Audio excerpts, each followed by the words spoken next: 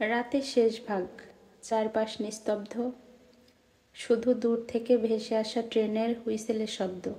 ছোট্ট ঘরের এক কোণে বসে আছে এক মানুষ, নামহীন, পরিচয়হীন, কিন্তু একটা সময় যার ছিল বড় বড় স্বপ্ন। হাতের পাশে রাখা পুরনো ডায়েরিটা খুলে সে পাতা উল্টায়। ধুলো জমে থাকা পাতাগুলো মনে করিয়ে দেয় কত স্বপ্ন সে জমা করে রেখেছিল এই পাতাগুলোয়। কখনো সে ভাবত একদিন নিজের পরিবারকে ভালো রাখবে, মায়ের চিকিৎসা করাবে, নিজের একটা ছোট্ট ব্যবসা হবে।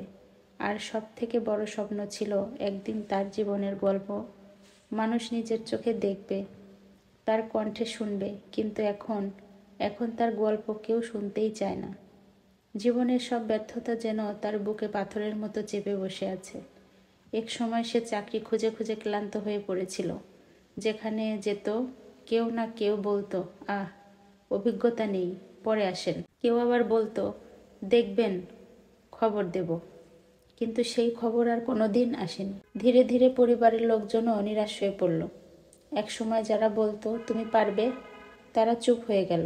তার উপর বিশ্বাস কমে গেল, আর নিজের উপর বিশ্বাস যেন একেবারেই হারিয়ে ফেলল। নিজের দিনের পর দিন, রাতের পর রাত চেষ্টা করেও কিছুই হলো না।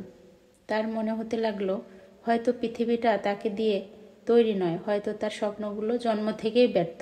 একদিন সে ডায়েরির নতুন পাতায় লিখল, জীবন আমাকে কিছু দিল না, কিন্তু আমি এখনো হাল ছাড়িনি। তারপর কাজ শুরু করলো, ছোট্ট একটা জিনিস দিয়ে। ফোনে গল্প বলা, রান্নার ভিডিও, নিজের মনের কথাগুলো ছোট্ট ছোট্ট ক্লিপে শেয়ার করা।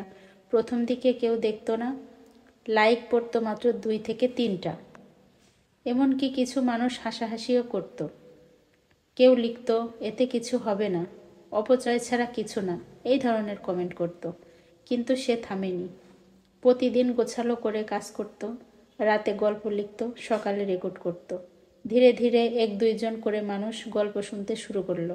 কেউ বলল ভালো লেগেছে, কেউ শেয়ার করলো, কেউ আবার রাতে ইনবক্সে লিখলো, আপনার গল্প আমাকে শান্তি দেয়। সেই মুহূর্তটুকুতে সে বুঝেছিল সব স্বপ্নই পুরোপুরি ব্যর্থ হয় না।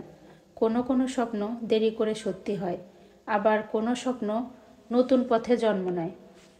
আজও সে সেই পুরনো ডায়েরিটা খুলে দেখে, ব্যর্থতার দাগগুলো সেখানে রয়ে গেছে। কিন্তু সেই দাগের পাশেই এখন ছোট ছোট সফলতার ছাপ।